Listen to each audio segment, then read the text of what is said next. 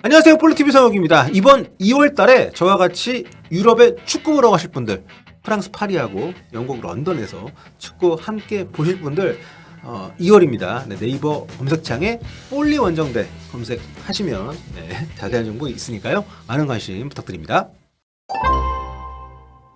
요르단전에서 무승부를 거뒀던 클린스만호가 조별리그 마지막 경기죠. 김판공 감독이 이끄는 말레이시아전을 앞두고 있습니다. 말레이시아가 2조 최약체인데다가 이미 조별리그 탈락이 확정이 됐기 때문에 쉬운 경기가 될 가능성도 있겠습니다만 어쨌든 중요한 것은 상대가 아니라 우리입니다. 일단 지금 우리 대표팀 어제 진행한 훈련에서 새로운 이탈자들이 확인이 됐습니다. 요르단전 하프타임에 교체했던 이기재 선수가 좀 전술적인 이유가 아니라 부상으로 빠졌던 것이라는 게 이제 확인이 된 건데, 이기재 선수 본인이 경기 후 인터뷰에서도 얘기를 했었죠. 햄스트링 쪽이 전반전에 좀 문제가 생겨가지고 참으면서 뛰었다. 하프타임에 이제 부상 때문에 나간 건데, 경기 후에 MRI 검사를 받았고 이게 이제 결과가 나왔는데 문제가 있다고 해요. 그래서 훈련에서 이제 제외가 된 상태입니다. 이로써 기존 부상자인 김진수 선수의 이기재 선수까지 부상으로 이탈하게 되면서 자칫하면은 말레이시아전은 전문 왼쪽 수비수가 없는 상황에서 경기를 치러야 될지도 모르는 상황이 됐습니다. 일단 양쪽 다 볼 수 있는 설령호 선수가 있긴 한데, 여긴 또 문제가 1, 2차전 모두 후반에 그 오른쪽 풀백으로 교체 투입됐던 그 김태환 선수, 그 덕분에 이제 설령호 선수가 왼쪽으로 갈 수가 있게 했던 김태환 선수가 역시 종아리 부상을 당했다고 합니다. 그래서 지금 이번 훈련에도 참여를 못했어요. 전체 훈련 빠지고 회복 훈련에 전념을 하고 있는 상태라고 합니다. 여러모로 걱정이 되는 상황인데, 클린스만 감독이 훈련장 인터뷰에서 이순민 풀백 기용설까지 제기를 했고, 좀, 쓰리백을 쓸 수 있는 가능성까지 포함을 해서 좀 코치들하고 이제 방안을 강구하겠다고 했다고 하는데, 이게 참 제가 답답한 게요. 클린스만 감독님. 참 대회에 준비하는 기간이 짧진 않았단 말이에요. 그런데 플랜 B가 없이 큰 대회를 나왔다는 거, 유사시에 대비한 전술 훈련이 거의 없는 상태에서 갑자기 쓰리백을 언급한다는 거, 그리고 이순민의 포변을 언급한다는 거. 물론 뭐 선수들 능력이 안 되는 건 아니죠. 이순민 선수는 광주에서 풀백을 본 적도 있고, 그런데 이게 제대로 대비를 안 한 상태에서 궁여지책으로 어쩔 수 없이 이런 선택을 하게 되는 상황이 된 거니까 굉장히 좀 답답한 마음이 드는 겁니다. 그리고 여기에서 둘째, 최종 명단에 대한 아쉬움이 다시 한번 드는 거죠. 3백을 쓰든 뭐 이순민 선수를 뭐 백으로 쓰든 뭐 답은 어떻게든 찾을 겁니다. 그런데 이게 우리한테 도움이 되는 방향으로 나가는 결정이 아니고, 상대팀에 따라서 우리가 이 전술이 낫다 이렇게 가는 게 아니고, 최종 명단을 잘못 짜서 마땅한 그 포지션에 쓸 수 있는 선수가 없기 때문에 어쩔 수 없이 이런 방향으로 좀 가야 되는 상황이 됐다는 게 답답하다는 거죠.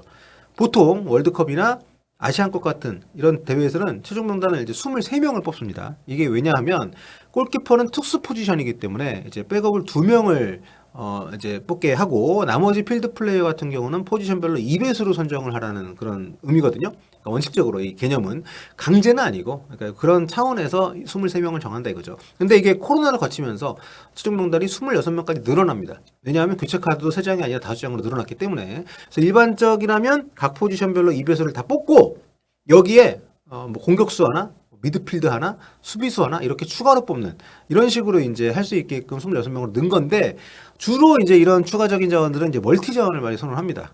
특히 이제 사이드백 같은 경우에는 이를테면 뭐 양쪽을 다 볼 수 있는 선수를 한 명 정도 넣는다거나, 이를테면 지난 그 카타르 월드컵 때 벤투 감독이 뽑은 최종 명단을 한번 보겠습니다.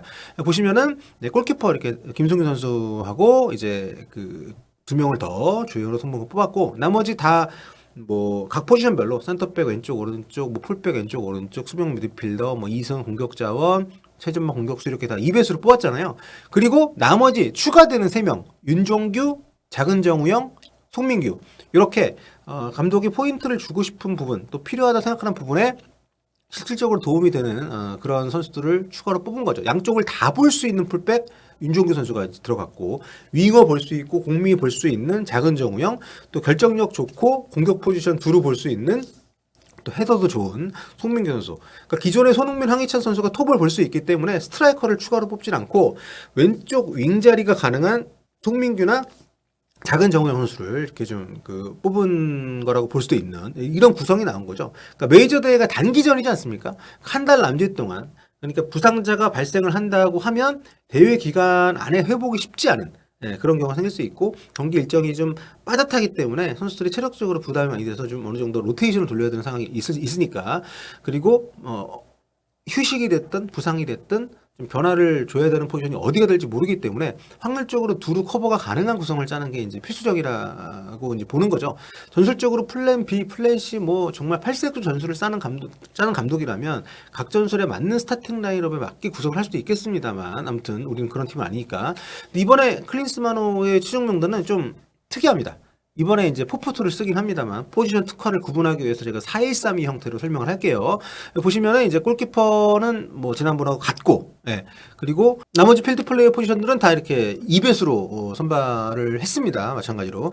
그리고 이제 A매치 경력이 가장 적은 선수들 이제 3명이 남는데 그 중에 센터백으로 분류되는 선수가 2명입니다. 그러니까 추가적으로 발탁된 자원으로 분류할 수 있는 선수 중에서 그러니까 센터백이 보시면 이제 5+2가 되는 거예요. 우리가 그 3백이 아니라 4백이니까 센터백을 선발로 2명을 쓰는 팀인데 김민재, 김영권, 정승현, 김주성, 김지수가 전문 센터백이고 이제 플러스 2로 제가 분류한 선수들은 소속팀에서 센터백도 보는 박진섭 그리고 센터백도 볼 수 있는 박용우 선수.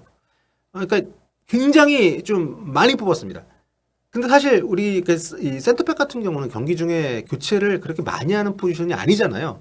굉장히 이례적인 거죠. 이 정도로 많이 구성을 한 거는. 근데 풀백은 어떻습니까? 그냥 포지션 2배수 뽑고 끝이에요. 뭐 이승민 선수가 풀백도 된다고 합니다만 뭐 되긴 되죠. 근데 이거는 되긴 된다는 거는 박진섭, 박용우처럼 소속팀에서도 이 센터백으로 또 수비형 미드필더로 두루두루 꽤 많은 경기를 뛰어본 선수들하고는 다른 거죠. 본 적이 있는 것하고 그 포지션으로 분류되는 선수하고는 완전히 다른 거기 때문에 그러니까 이게 답답하다는 겁니다. 이번에 운도 없지만 우리가 풀백에서만 부상자가 3명이 지금 나온 상황이 됐기 때문에 23명 명단도 아니고 26명 명단에 그 대비가 안 되어 있다는 거는 굉장히 좀 안타까운 거죠. 뭐 스트라이커 같은 경우는 뭐 2명 뽑았다고 뭐 비판하는 분들도 계신데 저는 그건 오히려 이해가 좀 돼요. 왜냐하면 손흥민, 황희찬이 프리미어리그 스트라이커들이기 때문에 충분히 뭐 만약에 스트라이커에 뭐 어떤 이유로든 변화를 준다고 하면 이 선수를 끌어올릴 수 있으니까 아무튼 큰 대회를 준비하면서 너무 경솔하게 명단을 짠 게 아니냐 이런 답답한 마음이 든다는 거죠. 그래가지고 지금 이렇게 3백 얘기까지 나오는 상황이 된 건데 뭐 우리가 원래 뭐 3백을 써본 적이 있다가 이런 팀이라면 모르겠습니다만 그것도 아니고 최종 명단 잘못 짜가지고 풀백이 없어가지고 3백을 쓰는 방안도 고려를 해보겠다고 하니까 감독이 그것도 본인이 뭔가 결정을 하고 본인이 뭔가 이렇게 답을 내는 게 아니라 이걸 또 뭐 논의를 해보겠다는 식으로 얘기하니까 여러 가지로 답답한 마음이 가시지가 않는 거죠. 뭐 아무튼 그래도 저는 여전히 우리 대표팀이 아직도 유력한 우승 후보라고 생각합니다. 다만 그 가능성이 예상보다 좀 낮아지고 있는 현재 상황이 좀 아쉽고 또 걱정스럽고 뭐 그렇다는 거죠. 그리고 이게 저는 미리 교정 가능한 부분이었다고 생각을 하기 때문에 안타까움이 더 큰 거고요. 좀 더 잘 준비를 했다면 걱정을 덜 했을 수도 있지 않을까 뭐 그런 거죠.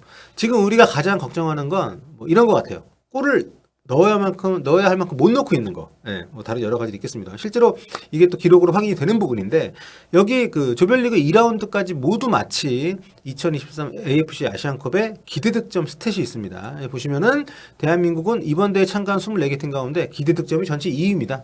그만큼 골 찬스를 가장 많이 만든 팀이라는 거죠. 전체 1위는 호주고요. 호주는 좀 심각합니다. 5골을 넘게 넣었어야 되는 찬스, 그러니까 기대득점 XG 값을 만들어내고도 3골밖에 못 넣었기 때문에 마이너스가 난 거죠. 재밌는 게 일본도 4위고 중국 무려 9위입니다. 그러니까 중국이 골 찬스를 굉장히 많이 만든 거예요. 한 골도 못 넣었지만 팔레스타인이 눈에 띄는구나. 팔레스타인이 4골 넘게 넣었어야 되는 그런 찬스를 만드는 그런 축구를 했다는 거.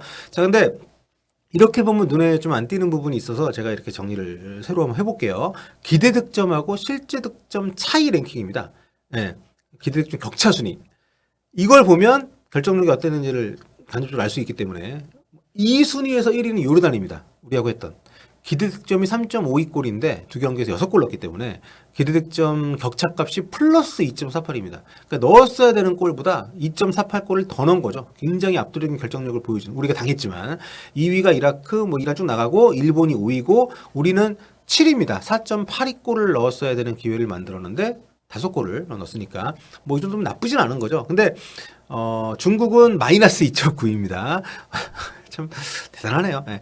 또 이게 그 플러스 숫자가 클수록 결정력이 좋은 거고 플러스인 경우에는 마이너스인 경우에는 숫자가 클수록 결정력이 개판이라는 뜻이기 때문에 네. 근데 아무튼 우리는 플러스 0.18이니까 실제 기회보다 더 넣었다고도 볼 수 있는데 이게 약간 좀 착시가 있습니다.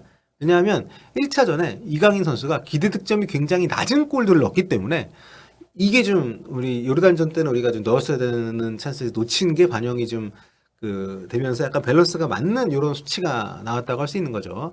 저는 뭐 어쨌든 중국 같은 경우는 되게 최악이 24개 팀 가운데 꼴찌입니다. 중국은 이 기대 득점 격차 값이 3골을 넣었어야 되는 데에서 지금 한 골도 못 넣고 있으니까.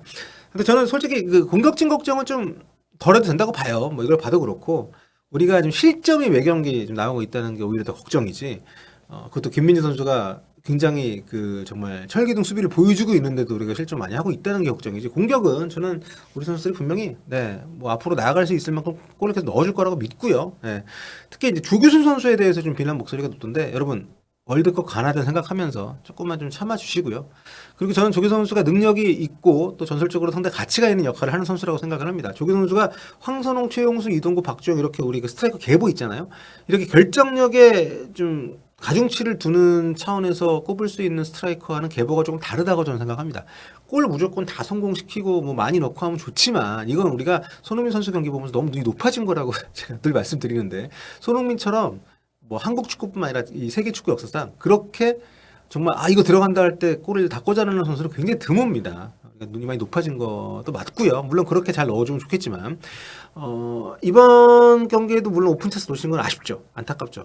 하지만 기회 살리는 거를 총량 법칙으로 우리 보고 1, 2차전은 놓쳤으니까 앞으로는 넣어줄 거라고 보고 좀 16강, 8강 기대하시면 좋을 것 같고 물론 손흥민 원톱으로 앞으로 좀 클린스만 감독이 바꿀 수도 있겠습니다만 저는 그게 그 답이 될 수는 없다고 봐요. 특히 상대가 라인을 내리는 팀한테는 조규성 선수 같은 스타일의 스트라이커의 가치가 저는 굉장히 크다고 보기 때문에 뭐 앞으로 분명히 특히 조규성 선수 개인에 대해서만 하는 얘기가 아니라 공격적으로는 우리가 카드도 많고 충분히 골을 넣을 수 있는 선수들이 많기 때문에 걱정을 덜 한다는 얘기를 드리기 위해서 그 얘기를 하는 거고요.